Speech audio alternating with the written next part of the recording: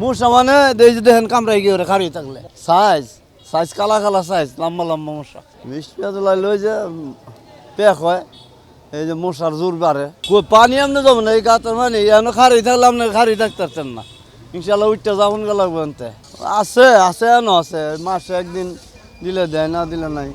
এই অবস্থায় চলতেছে এদিকে তো আমরা দেখতে পাই না তাদেরকে আসে না এদিকে কম খুব খারাপ অবস্থা মেঘ বৃষ্টি আসলে মশার প্রচুর পরিমাণ মশাকে থামানো যাচ্ছে না আবার মাঝে মাঝে ওই যে মশার স্প্রে করে কোনো কাজ হয় না এখন কমছে এখন আগের থেকে একটু আগে কদিন আগে ভালো ছিল কিন্তু এখন একদম কমে গেছে নাই না কেউ তো আসে না এই যেভাবে চলছে এইভাবেই মশা মুসুরি টানায় শোয়া যায় না মুসুরির ভিতরে চলে যায় মশা এরকম অবস্থা এখন দেখা যায় না এই এলাকায় মশার উৎপাদন বেশি দুই হাতে করলে বাদেও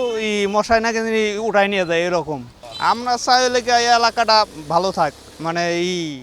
সরকারে পদক্ষেপ নিক এরকম আমরা চাই এলে যে অ্যাপসারে করে এই অ্যাপসারে করে মশা আরও বাইরে যায় এইরকম অ্যাপসারে করে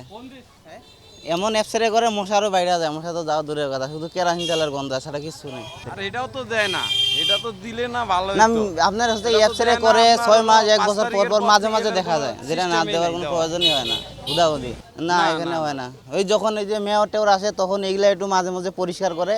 আর ওই যে এইভাবেই থাকা যায় এর আগে ছাত্ররা এসে এই খালটা সম্পূর্ণ পরিষ্কার করে দিয়ে গেছে এরপর থেকে আর কোনো এটার মানে পয় পরিষ্কার তো দূরে থাক কোনো ওষুধপাতি কিচ্ছু দেওয়া হয়নি আর সন্ধ্যাটা হইলে মশায় আক্রান্ত মানুষ মনে করেন 10 মিনিট এক জায়গায় ঠিকভাবে বসতে পারে না মানে অস্থিরতার মধ্যে থাকার লাগে আর সম্পূর্ণ বুঝি না যে রাষ্ট্রীয় তারা কি করে এই যে ময়লা খাল হ্যাঁ আপনার বিভিন্ন নোংরা ভাসিয়ে আসতেছে এখানে যে নোংরাটা এখানে সৃষ্টি হয়েছে এতে মানুষের 5 মিনিট এক জায়গায় স্থির হয়ে বসে থাকবে এরকম কোনো নাই সুযোগ সুবিধা নাই অল্প বৃষ্টি হলে সম্পূর্ণ এই খালে আসে বিভিন্ন এমনকি বাথরুমের লাইন থেকে শুরু করে সব ধরনের লাইন এই খালের মধ্যে দেওয়া এটা তো জীবাণুর কারণে এই জিনিসগুলো আরও তৈরি হয়েছে বেশি হ্যাঁ আপনার পানির কালার হয়ে গেছে কালো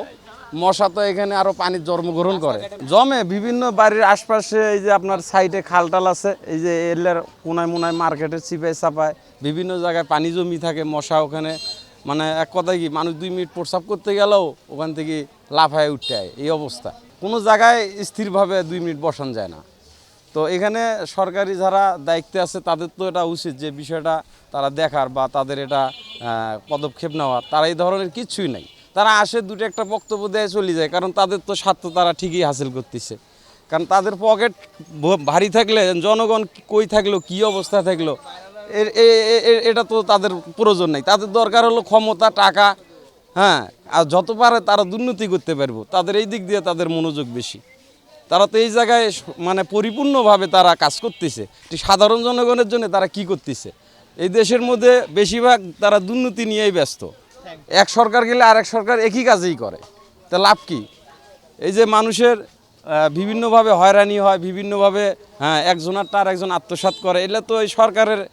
কারসাজির কারণেই করে কারণ সরকারের আইন ব্যবস্থা ভালো না মানে মশার যে ব্যাপারটা এখানে জায়গা খুব নোংরা তেমন পরিষ্কারের জন্য কোনো কর্মচারী নাই